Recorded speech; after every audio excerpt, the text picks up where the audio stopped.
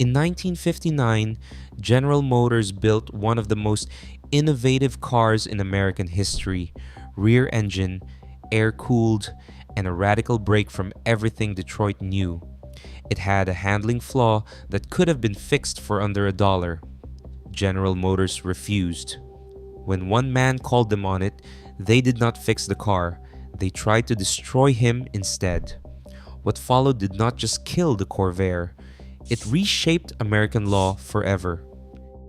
Edward Cole, Chevrolet's chief engineer, stood in the heart of GM's technical labs in 1959 with a vision that defied Detroit's playbook. He wanted a light, nimble car that would outmaneuver the lumbering sedans of the day. A car with its rear engine, air-cooled design, and a suspension system lifted from the world of European sports cars. The Corvair's swing-axle rear suspension, radical for an American family car, promised a smooth ride and a low center of gravity. But in the fine print of engineering reports, a problem lurked. Under hard cornering, those swing axles could push the rear wheels to a precarious plus 30 degrees of camber, tilting them inward and risking a sudden, unpredictable loss of control. Cole's team identified the fix before the first Corvair ever rolled off the assembly line. A stabilizer bar, a simple thin steel rod, could tame the swing axle's worst tendencies. The price tag, according to a 1959 memo stamped ER5907, was less than $1 per car. No new tooling, no disruption to the assembly line. The solution was so cheap, it barely registered on the budget sheets. Yet in a meeting room at GM headquarters, the proposal died. Senior cost analysts argued the stabilizer bar would complicate production and slow the launch. The board, led by Cole himself, deferred the change, citing the need to meet a tight 1960 release schedule and keep costs competitive with Ford and Plymouth. Instead, GM issued a tire pressure bulletin: 15 pounds per square inch in the front, 26 in the rear. The guidance was clear, but history would show that only a fraction of owners ever followed it. The stabilizer bar, an engineering afterthought dismissed for pennies, became the ghost in the Corvair's machine, a missing link that would haunt GM when the lawsuits began to pile up. The car's daring design, celebrated in glossy brochures, now carried an invisible risk that could have been solved for pocket change. And in that decision, the seeds of a corporate reckoning were sown. Court dockets began to fill with the names of ordinary drivers and grieving families long before headlines or Senate hearings ever mentioned the Corvair. By 1965, over 110 lawsuits had been filed against General Motors, each one a quiet challenge to the company's claims of safety. The cases rarely reached a jury. Instead, General Motors' legal department moved with calculated speed, pushing for confidential settlements that would never see the light of day. The goal was simple: pay out, keep it quiet, and avoid the kind of public spectacle that could threaten sales. In the spring of 1961, a Detroit woman lost her left arm when her Corvair rolled over on a gentle curve outside Ann Arbor. The police report listed no mechanical failure, only a sudden loss of control.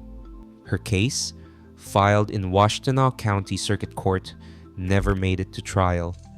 General Motors paid $12,500 to settle, on the condition that the details remain sealed. A memo from General Motors' legal office, dated June 3, 1961, instructed counsel to close the case quickly and to recommend no immediate design change. The memo calculated the risk as 0.14% per 10,000 miles, a figure that would later be challenged by outside safety experts. These settlements were not isolated. Confidential payouts became the norm, with nearly 87% of cases resolved before a judge could hear evidence. Each agreement came with a non-disclosure clause, ensuring that stories of loss and injury never reached the press or the public. General Motors lawyers treated litigation like a production line: move fast, pay quietly, and never admit a flaw. But each signature on a settlement check was another crack in the foundation, another warning ignored. The Corvair's troubles had entered the courtroom, quietly at first, but the cost of silence was growing. 6 months before Ralph Nader's book ever hit the shelves, General Motors quietly froze all new Corvair development. The memo, signed by Chevrolet's Vice President of Engineering in June 1965, locked out any hope for a late fix or redemption. The car's fate was sealed in a boardroom, not a courtroom, long before the public ever heard the phrase "unsafe at any speed." As Nader's manuscript made its way to the publisher, GM's paranoia turned outward. The corporation hired Vincent Gillen, a veteran of private intelligence work, on a contract worth $12,800. The money was earmarked not for engineering, but for surveillance. Gillen's team operated like Cold War operatives, shadowing Nader at public events, tailing him through DC streets, and tapping his phone lines in Boston.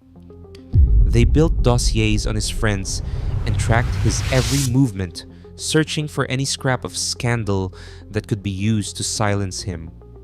The tactics grew bolder. Two women, recruited under the pretense of a consumer rights seminar, tried to lure Nader into a staged situation that could be twisted into blackmail. The operation failed. Nader, already suspicious, sidestepped every trap. Meanwhile, Gillen's investigators filed weekly reports. None of the reports uncovered a single actionable secret. Instead, the paper trail revealed only GM's desperation and the lengths it would go to protect a car it had already abandoned. The irony was ironic. While GM spent thousands spying on a man with no skeletons, it ignored the very engineering memos and cost sheets that could have shielded the Corvair from infamy. The company's campaign to destroy one critic would soon explode into public view, setting the stage for a reckoning that would cost GM far more than the price of any stabilizer bar. On February 10, 1966, the Senate Commerce Committee chamber filled with the weight of national attention. The Corvair story, once confined to engineering memos and confidential settlements, spilled into the public record. At the witness table sat James Roche, president of General Motors, a man chosen to personify corporate remorse. The committee pressed for answers about the company's clandestine campaign against Ralph Nader, demanding to know why America's largest automaker had stooped to surveillance and smear tactics instead of addressing safety concerns head-on. Under oath, Roche admitted what General Motors had fought to keep hidden. He acknowledged that private investigators had been hired to follow Nader, tap his phones, and probe his personal life. The admission was clear, and the language was chosen with care. "I regret the actions taken by my company that infringed upon the privacy of Mr. Nader. Those actions do not reflect the values of General Motors, and I extend my sincere apology to the committee and to Mr. Nader." The words entered the Congressional record, echoing far beyond the walls of the hearing room. Roche's apology, delivered with the gravity of a man caught between legal peril and public outrage, became the face of corporate contrition. For the first time, the story of the Corvair was no longer just about a car or a critic. It was about a company's willingness to cross ethical lines to protect itself, and the cost of that decision when exposed to the glare of public scrutiny. The spectacle transformed a private vendetta into a public reckoning, elevating Nader's status from nuisance to national advocate. In that moment, General Motors' effort to silence one man gave voice to a new era of consumer protection and set the stage for the legal battles that would follow. In August 1970, General Motors signed a check for $425,000 to Ralph Nader, closing the books on his invasion of privacy lawsuit. The sum was more than hush money. It became the foundation of a new movement. Nader took the settlement, every dollar of it, and seeded the creation of Public Citizen, a watchdog organization built to hold corporations and government to account. Early budgets show that the payout funded research staff, legal challenges, and the first generation of consumer rights campaigns. General Motors' attempt to silence a critic had, with supreme irony, paid for the infrastructure that would keep corporate power in check for decades. The company's embarrassment became the fuel for a permanent advocacy machine. The Corvair faded from showrooms, but the money, meant to erase one man's influence instead, gave birth to an institution built to outlast both car and corporation. The Corvair's final chapter closed in 1969, almost unnoticed, as the last cars slipped off the assembly line.